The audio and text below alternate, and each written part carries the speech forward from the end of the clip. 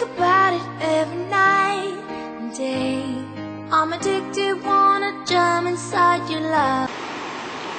Good morning, Mr. Darren. So, what is the difference of being a sociologist with other social scientists, like psychologists, economists, and others? A sociologist who studies human behavior in the context of a society. So, when we talk about being a sociologist, it is a person who studies the human being in a society and how the society affects the human being. Against psychology is the study of human behavior. It's based on the individual. But in sociology, the basis is the society. Jobs are related to sociology. Now, a sociology can be a researcher, a social researcher like SWS, Pulse Asia. Also, a sociologist now has a work in academia, teaching sociology.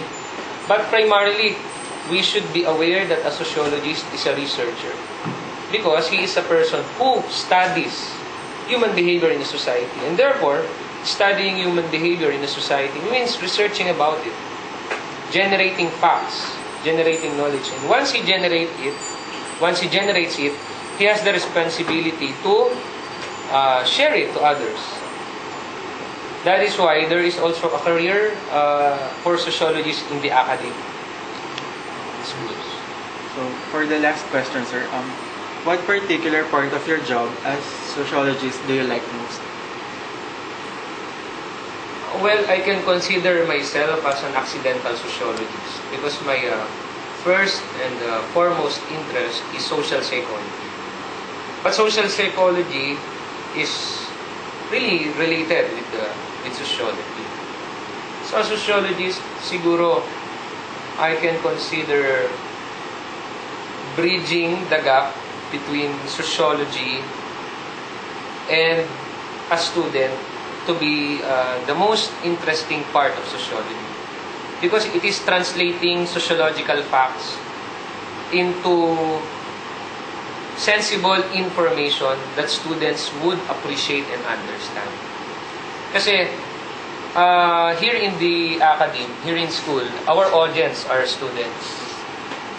We would like them to understand our society so that if students are aware about the issues of our society, they could behave more appropriately and they can do something to maybe to alleviate poverty, to influence social change or whatever. Pero hindi nila yung magagawa, they won't be able to do that unless otherwise they understand. And it's a very hard task to make them understand. Because sociology tries to be a science. It's a social science. And translating that facts to students is an enormous job. How much more if we would want to educate the illiterate people, yung mga tao sa lipunan natin, the common tao. So yun, for me that is the most interesting kasi it is most appealing and nearest to social change. Yung dalin yun sa mga estudyante. Pwede mo mag-follow up question? Okay. Since we are shrimp students, how can we anong importance ng sociology sa aming mga shrimp students? Nasa kitchen lang naman kami and nasa hotels. Diba? Sa tourism. So, anong importance nun sa atin? Maybe that is the question that you need to answer. Kung ano ang importansya ng sociology sa inyo. Pero,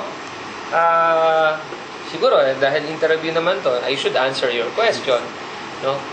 Kung titingnan mo, no, you describe being a shrimp student as being a person in a kitchen or person in a hotel. No? Ganon din naman ang mga magsasaka. They are farmers. Mga tao sila sa bukid. Ganon din ang mga drivers. Mga tao sila sa likod ng kanilang manibela. Ano nga sa atin na maintindihan ng ating lipunan? Basically kasi tao tayo. At dahil tao tayo, we are a part of a society. At dahil part tayo ng lipunan, kailangan nating ma-realize na ang bumubuo sa lipunan ito ay tao, kaya ang magpapabago sa lipunan ito ay tao. And unless we act as human beings in a society, we won't be able to change this society. Bakit natin kailangan baguhin ang society? Kasi pag hindi tayo nagbago, we will never be able to adapt dito sa mga nangyayari sa lipunan natin. Like, ano ang number one problem ng Philippine society? Let's say, poverty. Bakit may poverty? Sabihin natin, sakyan natin yung sinasabi ng presidente, may korupsyon. Bakit may korupsyon? Because everybody thinks about of themselves and their family. Nobody thinks about the nation. Ang iniisip natin, paano isasalba sarili natin, paano isasalba pamilya natin. Pag hindi mo naintindihan, pag hindi natin naintindihan na meron tayong responsibilidad sa bansa natin, hindi tayo magbe-behave para sa bansa natin. Kaya importante ang sociology para magita yung tao ng lipunan natin. Hindi lamang para sa sarili natin, para sa survival nating lahat. Yung mga maliliit na ginagawa natin sa environment natin, di ba? Yung pagtatapon ng kalat. All of those are harming the entire world. Hindi natin yun maiintindihan if we will not think global, if we will not think national, if we will only think about for ourselves. So I think, and I honestly believe, sociology is important not only for you but for all of us, because sociology helps us to understand us. It's about us. It's not about sociology actually. It's about us as people of a society. Yeah.